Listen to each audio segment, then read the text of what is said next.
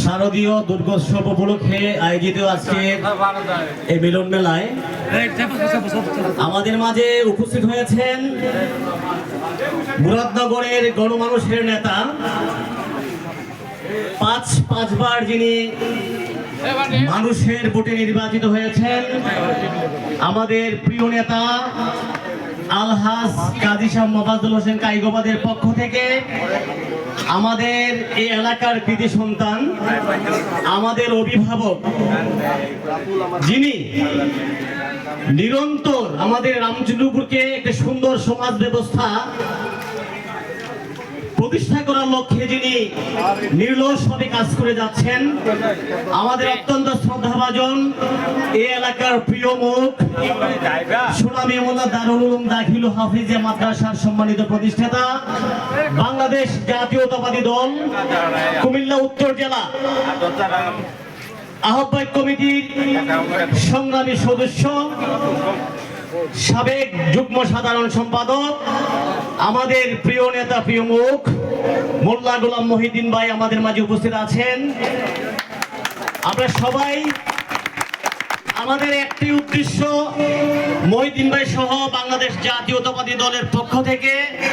আমাদের প্রিয় নেতা আলহাজ কাজী শাহ মোফাজ্জল হোসেন ভাইয়ের পক্ষ থেকে আমাদেরকে মুরাদনগরের রামচন্দ্রপুর সহ প্রতিটি জায়গায় আমাদের এমপি সাহেব আমাদেরকে মনোনীত করে দিয়েছেন, যেন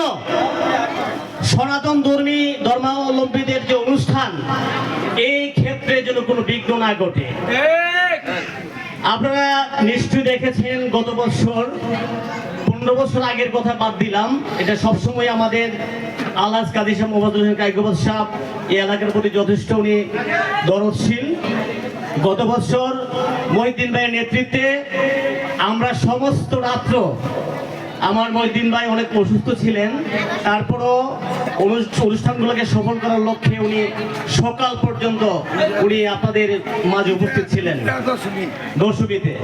তো যাই হোক, আপনারা সবাই আমাদের মহিউদ্দিন ভাইয়ের জন্য দোয়া করবেন, আল্লাহ পাক যেন ওনার স্বাস্থ্যটা ভালো রাখে। উনি ভালো থাকলে